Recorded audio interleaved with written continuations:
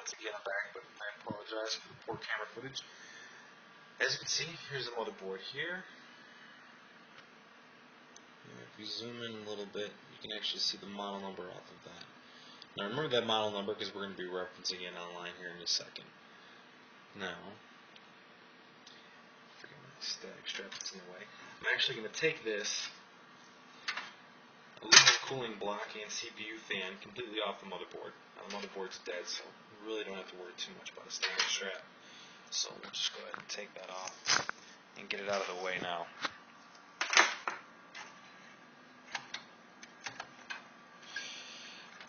Now here the RAM has already been removed, but here were the 4 DIMM bays where they had 4 2GB strips of DDR2 RAM. Now on the new motherboard, it takes DDR3, so all the RAM that was in here is now pretty much null and void. I'm going to remove the side clips, and be careful. A lot of the times, I don't recommend doing this at home. A lot of the times, AMD processors run a little bit hot. The thermal compound that's put in between the aluminum cooling block or the heatsink actually hardens up over time and will stick to the processor. And when you're going to pull it off, it will actually pull and bend the pins. This AMD processors are still a PGA, which is called a pin grid array. So that will bend those pins. Now let's go ahead and unplug it from the power. And you can see the thermal compound right here is that white residue. Now here is our processor. Now I've already taken most of the thermal compound out, but you would have a thick gooey residue right here that would actually make it stick to that heatsink, causing it to pull out without actually using the release lever. Pull the release lever. Now actually looking from the pins, you wouldn't see a whole lot of difference in between this and an AM3 processor. This is the old AM2. This is a perfectly good AMD Athlon X2 dual-core processor, but it is not crossbred. It cannot go into an AM3 or an AM2 Plus board.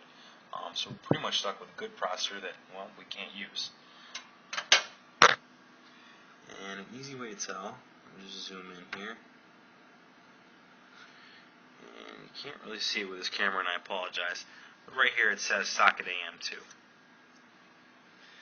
So the process is, we have a good hard drive, we have a good power supply, we have a good optical drive, we have a good multi-card reader, we have a good cooling chassis fan, we have a good case.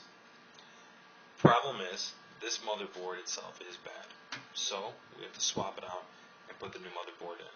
Now, I'm going to take the number right here, this motherboard number, and I'm going to throw it online, and just to get a couple prices to show you how much it would actually cost if we wanted to save the good processor and the actual RAM that's still good, and just swap it out for an even board that wouldn't, if we got the identical board, the identical chipset, it would alleviate us from having to back up all the data off the hard drive and doing a reinstall. That would save the customer a little bit of money if people would reasonably price the motherboard. But most manufacturers and retail sellers that have this board in stock know that if I was buying this board particularly, it came right out of this computer, henceforth they're upping the price tenfold. So, and I'll be right back to show you that.